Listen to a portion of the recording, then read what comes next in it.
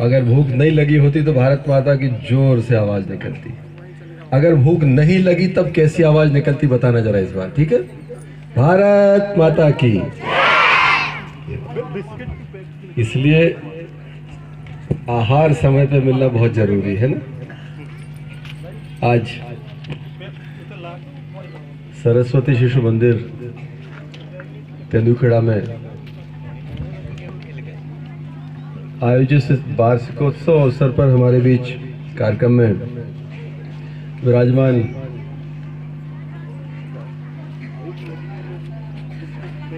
संघ व्यवस्था से और विद्यालय परिवार से संबद्ध सभी प्रमुख अतिथि यहाँ विराजमान है। मैं सबको अपने उद्बोधन में समाहित करता हूँ।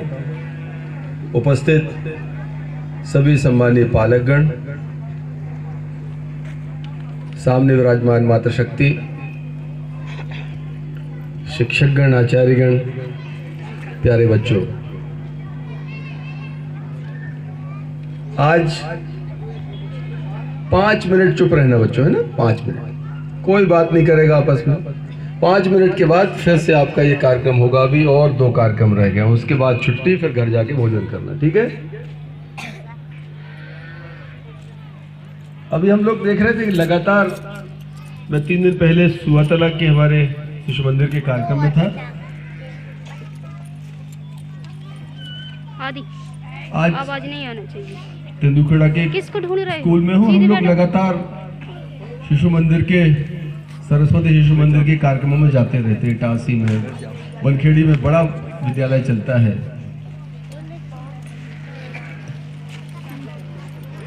अभी थोड़ी देर से चलेंगे। बच्चों को दिख गए, बिस्किट आ गए। देखो, हमने भूख की बात करी थी ना, आचार्य जी बहुत अच्छे हैं, प्रधान आचार्य भी अच्छे हैं। उनका भले ही हाथ टूट गया लेकिन आपकी चिंता कर रहे हैं।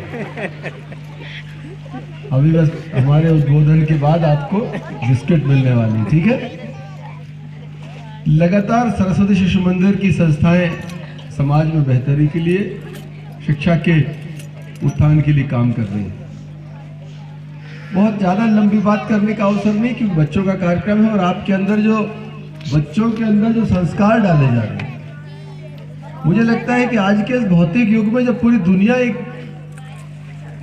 अलग तरह की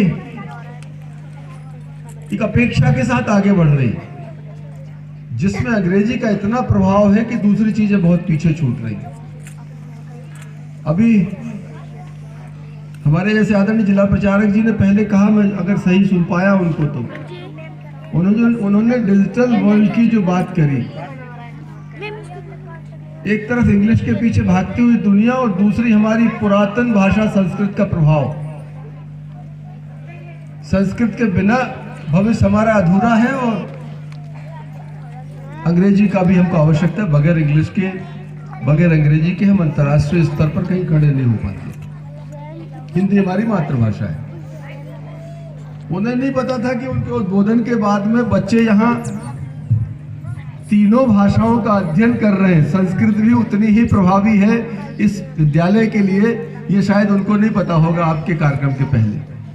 लेकिन हमें खुशी है कि जैसा उनकी अपेक्षा थी कि संस्कृत के बिना भी काम नहीं चलेगा, तो ये महाविद्यालय संस्कृत पर भी काम कर रहा है। एक बिटिया ने अपने पूरे इस कार्यक्रम की रूपरेखा संस्कृत में बताई, एक बिटिया ने हिंदी में बताई, एक बिटिया ने अंग्रेजी में बताई। तो हमें समान रूप से आगे बढ़ने की प्रवृत्ति अपने अंदर पैदा करनी पड़ेगी, जो ये विद्यालय कर रहा है। मैं तो केवल आज के अवसर पर एक चीज कहना चाहता हूँ। आज का जो परिवेश है समाज का, ये चूंकि बच्चे बहुत छोटे हैं, अभी अभिभावकों के ऊपर निर्भर हैं, आचार्यों के, शिक्षकों, टीचर्स के ऊपर इनकी निर्भरता आज के समय ज्यादा है। पूरी दुनिया में देखो, आप वैश्विक व्यवस्था देखो, अकेले हिंदुस्तान में नहीं, आप हिंदुस्तान से बगल में मुस्लिम राष्ट्र अफगानिस्तान चले जाओ, आप पाकिस्तान चले जाओ, यूरोप के किसी देशों में जहां क्रिश्चियन कम्युनिटी का प्रभाव है, जो डेमोक्रेटिक तरीके से चल रहे, प्रजातंत्री व्यवस्था से चल रहे हैं, अमेरिका देख लो, आप दूसरे इंग्लैंड को देख लो, सारे देशों में एक ही तरह की समस्या से पूरी दुनिया जूझ रही है। जो अभिभावक यहां बैठे, कल आप ट्रंप का भाषण सुना होगा आपने, उन्होंने कितने स्पष्ट शब्दों में कहा कि पूरे दुनिया में जो एक अलग सी क्रांति चल रही है उससे संघर्ष करने की आवश्यकता है। और मुझे लगता है उस संघर्ष से बचपन से ही अगर उसके लिए मानसिक रूप से, वैचारिक रूप से और शारीरिक रूप से अगर तैयार करने की पाठशाला कहीं कोई है तो हमारे विद्या भारती के या शिशु मंदिर के, सरस्वती शिशु मंदिर की ये शालाएं हैं, ये बच्चे हैं जहां पर इस तरह की शिक्षाएं दी। बच्चों ने ताकत का भी प्रदर्शन किया, बच्चों ने अपने एक बौद्धिक संपदा, उसके ज्ञान का भी प्रदर्शन किया, और बच्चों ने भाषाई ज्ञान की भी अपनी चीजों को दिखाने की कोशिश की। तेंदुलकरड़ा एक छोटी जगह है और बड़े, मुझे लगता है संसाधनों का भी अभाव है अभी स्कूल में। इन विपरीत परिस्थितियों में इससे श्रेष्ठ कुछ नहीं कर सकते थे आप, जो बेहतर से बेहतर, क्यों हम लोग जानते हैं, हम खुद भी एक स्कूल में संचालित करते हैं, हम लोग समझ सकते हैं कि स्कूल संचालन भारतीय व्यवस्था में सबसे कठिन काम है, क्योंकि हमारे यहाँ पर अलग अलग तरह की अपेक्षाएं रहती हैं। भले ही हम हिंदू संस्कृति को बढ़ाना चाहते हैं लेकिन क्रिश्चियन शिक्षक चाहते हैं। क्लॉडियस नाम के आगे लगा है या थॉमस लिखा है या मैथ्यू लिखा है, पिल्लई लिखा है, तो हमको लगता है माँ साहब बहुत अच्छे, और थॉमस सर हम हैदराबाद से आए, और शर्मा जी, वर्मा जी या पटेल साहब है, कितने अच्छे, और भाई पटेल साहब का आचार कौन है, माँ साहब कितने ही काबिल हो, कितने योग्य हो, मगर चूंकि वो बगल के हैं, पटेल साहब लिखे हैं, वर्मा जी लिखे हैं, इसलिए उनके प्रति वो भाव पैदा नहीं होता। और थॉमस लिखा है, क्लॉडियस लिखा है या कुछ इस तरह का बाहरी नाम है तो लगता है ये विद्वान है, शायद अच्छे होशियार काबिल होंगे। तो हमें वर्तमान में श्रेष्ठता को सम्मान देने की एक आदत भी डालनी पड़ेगी। हमारे जो उपलब्ध व्यवस्था में सर्वश्रेष्ठ है उसको भी हमको उसकी प्रशंसा करने की अपने मन में भाव पैदा करना पड़ेगा। मुझे लगता है आज के समय इस चीज की बहुत आवश्यकता है। बाहर से लोग आते हैं, अपनी बातें करके चले जाते हैं, हमको अच्छा लगता है, लेकिन हमारे बीच का ही कोई बालक, हमारे बीच की कोई शक्ति, कोई सामर्थ्यवान व्यक्ति अगर अपनी बात रखता है, अपन को लगता है ये तो तेंदुलकरड़ा के हैं, इनसे क्या फर्क पड़ रहा है।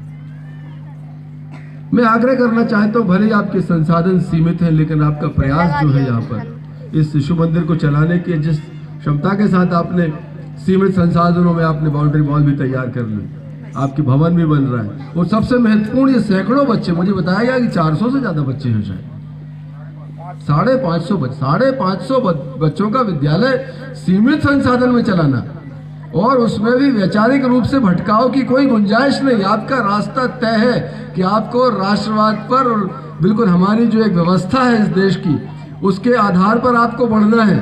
भटकाव की कोई गुंजाइश नहीं, कोई संभावना नहीं।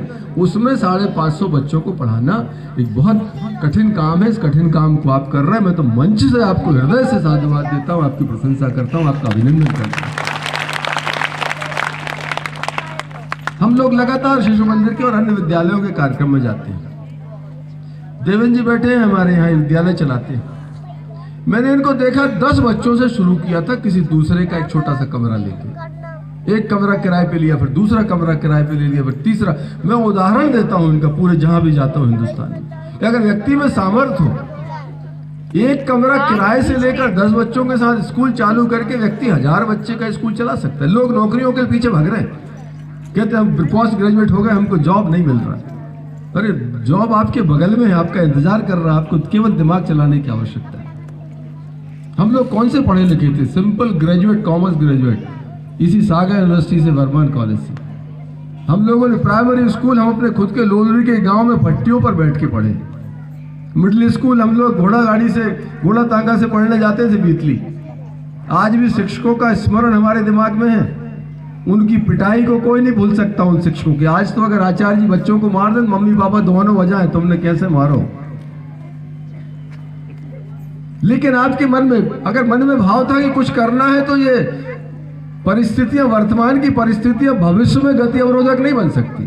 अगर हम लोग यही सोचते हैं कि अपन कमजोर स्कूल में पढ़े हैं, अपन बहुत हाईटेक एजुकेशन नहीं है, बाहर पढ़ के नहीं आए, तो आप कल्पना करो कि जाके आपकी तरफ से संसद में खड़े होने में मेरे भी पैर कांपना चाहिए थे।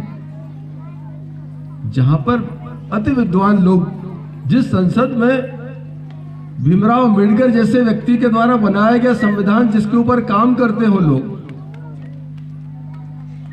जिसमें जवाहरलाल नेहरू से लेकर आदरणीय हमारे प्रधानमंत्री नरेंद्र मोदी जी तक और वाजपेयी जी से लेकर एक से एक विद्वान राजनेता जिसके अंदर आए हो, वहां अगर मन में घबराहट हो और संकल्प की तरफ आपका ध्यान केंद्रित ना हो तो आपको लगता है कि यहां से निकल के कोई व्यक्ति वहां जाके अपनी उपस्थिति भी दर्ज करा पाएगा। इसलिए हमेशा व्यक्ति को लक्ष्य तय करके चलना चाहिए। शिशु मंदिर ने लक्ष्य तय किया है। पालक जो यहाँ बैठे हैं, जिनके माता पिता बच्चों के यहाँ बैठे हैं, उन उस लक्ष्य में सहभागी बने, क्योंकि आपने बच्चों को यहाँ नहीं भेजा। आपने भी अगर किसी अंग्रेजी स्कूल में भेज दिया होता या कहीं और आपने अपने बच्चे को भेजा होता, पढ़ता बच्चा वहां भी आगे जाके बड़ा आदमी बनता। बड़ा आदमी, हर व्यक्ति का बच्चा कहीं ना कहीं सर्वश्रेष्ठ करता है, लेकिन बड़ा बनना और संस्कारों के साथ बड़ा बनना, दोनों में अंतर। शिशु मंदिर संस्कारों के साथ बड़ा करने की प्रेरणा देता है। मैं उन पालकों का भी अभिनंदन करता हूं कि आपने बगैर किसी भौतिक उसमें भटकाव के भरोसा करके आपने शिशु मंदिर बच्चों को भेजा और यहाँ पर अपने बच्चे को आगे बढ़ने के लिए आप प्रेरित कर रहे हो। आप भी उतनी बधाई की पात्र। मैं इस अवसर पर केवल कहना चाहता हूँ कि ज़्यादा, चूंकि पालक यहाँ बैठे हैं, माताएं बहनें यहाँ पर हैं, मैं कहना चाहता हूँ पूरे देश में आप टीवी देखते होंगे, अभी अखबार पढ़ते होंगे, मन में कहीं ना कहीं आपको चिंता का भाव आता होगा कि देश में दुनिया में क्या हो रहा है। ये पूरी दुनिया में एक अजीब किस्म की प्रवृत्ति चल रही है। उस प्रवृत्ति से हर व्यक्ति, हर देश संघर्ष कर रहा है। अमेरिका अपने किस्म से संघर्ष कर रहा है, चाइना अपने किस्म से संघर्ष कर रहा है, रशिया अपने किस्म से संघर्ष कर रहा है, हिंदुस्तान भी अपने किस्म से संघर्ष कर रहा है। उस संघर्ष में आपके केवल भरोसे की आवश्यकता, आपसे सहयोग नहीं चाहिए। उसमें केवल आपके भरोसे और आपके विश्वास की आवश्यकता है। आपने देश की सरकारें बनाई है, तो पालकों से आग्रह करना चाहता हूं, आपका विश्वास, आपका भरोसा कायम रखना। एक पुरुषार्थी नेतृत्व आपने दिया है, हिंदुस्तान भटकेगा नहीं। जो हमारा लक्ष्य है, देश वहां पहुंचेगा, आपके भरोसे और आपके विश्वास से वहां पहुंचेगा। मैं पुनः गोविंद जी और पूरी टीम को, विद्या भारती परिवार की, हमारी जो केशव विद्या समिति हमारी है, सरस्वती शिशु मंदिर का जो परिवार है तेंदुखेड़ा का, सभी यहाँ पर हमारी बहनें बैठी हैं जो आचार्य के रूप में काम कर रही हैं, यहाँ पर हमारे भाई जो काम कर रहे हैं। हम पता है कि शिक्षा बड़ा कठिन दान है, इसमें कई बार वेतन का समय आता है शर्मा जी, तो उस समय देखते हैं आय व्यय का संतुलन के एकाध हफ्ते रुकना पड़ेगा जब वेतन दे पाएंगे। ऐसी विषम परिस्थितियों में भी आप सब यहाँ आचार्य का एक पुण्य कार्य कर रहे हैं। मैं बहुत हृदय की गहराइयों से आपको भी प्रणाम करता हूँ और ईश्वर से, माँ नर्मदा से प्रार्थना करूँगा कि आपका ये जज्बा बना रहे। इन बच्चों के भविष्य के निर्माण में आप पूरे पुरुषार्थ, पूरे परिश्रम के साथ लगे रहें, क्योंकि यही बच्चे हैं जो बड़े होकर कोई डॉक्टर राजेंद्र प्रसाद बनेगा, कोई मदर टेरेसा बनेगी, कोई इन्हीं में से सुषमा स्वराज बनकर उभरेगा, कोई इन्हीं में से अब्दुल कलाम बनेगा। ये बच्चे बचपन में कुछ पता नहीं होता। आज केरल की गलियों में एक स्ट्रीट लाइट के नीचे बैठा एक मुस्लिम बच्चा अब्दुल कलाम, कोई सोच सकता था जिसके पास लालटेन नहीं, बल्ब नहीं, वो दुनिया का सबसे बड़ा वैज्ञानिक बनेगा? कोई कल्पना नहीं कर। आज कोई नहीं कह सकता इन बच्चों में से निकल के कौन विधायक बन जाए, इनमें से कौन सांसद बन जाए, कौन अच्छा आचार्य बन जाए, कौन अच्छा प्राचार्य बन जाए, कौन इनमें से अच्छा बड़ा होकर स्वयंसेवक बने, कोई नहीं कह सकता। ये तो कच्ची मिट्टी है, इनको निखारने का आप काम कर रहे हैं। मैं आपको बहुत हृदय से धन्यवाद देता हूं और बच्चों को बहुत शुभकामनाएं देता हूं। बहुत अच्छा आपका यहाँ परफॉर्मेंस रहा और डिसिप्लिन्ड बच्चे हैं, अनुशासित बच्चे हैं, क्योंकि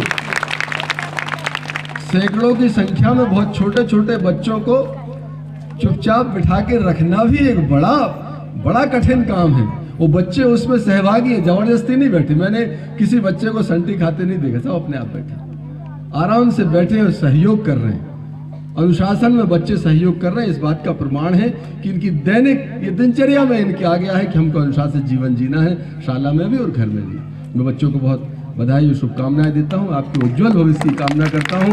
आप खूब अच्छा करो, बड़े होकर खूब आगे तरक्की करो, अपने माता पिता का नाम रोशन करो, अपने आचार्य, अपने शिक्षकों का नाम रोशन करो। जब इनका नाम रोशन होगा, देश का अपने आप हो जाएगा। इसी भाव के साथ अपनी वाणी को विराम दूं। इसके पहले हम लोगों ने पहले भी यहाँ पर एक भवन 5 लाख रुपए की राशि दी थी, भवन निर्माण हुआ था। और आज पुनः हमारे राज्यसभा के सांसद जी यहाँ पर नहीं आए, माननीय कैलाश सोनी जी, लेकिन मैं मर्यादा का उल्लंघन करूंगा वो भले ही यहाँ नहीं है, लेकिन उनकी तरफ से, चूंकि वो भी हमारी सरकार की एक व्यवस्था है, इस क्षेत्र के अंग है और उनके मन में भी हमारे जैसे भाव है, तो हम दोनों अपनी अपनी तरफ 5-5 लाख रुपए की राशि आदरणीय राज्यसभा सांसद जी की तरफ से भी और चूंकि आज डांट इसलिए नहीं पड़ सकती कि भाई साहब भी बैठे हैं, जिला प्रचारक जी भी बैठे हैं और आदरणीय हमारे भाई साहब मोहन से पधारे आप भी बैठे हैं, इसलिए सोनी जी से हम कह देंगे कि सबकी मौजूदगी में आपकी तरफ से घोषणा कर दी। 5 लाख रुपए मैं लोकसभा सांसद के रूप में, 5 लाख आदरणीय कैलाश सोनी जी की तरफ से राज्यसभा सांसद के रूप में, 10 लाख रुपए की राशि यहाँ पर इस विद्यालय की बेहतरी के लिए।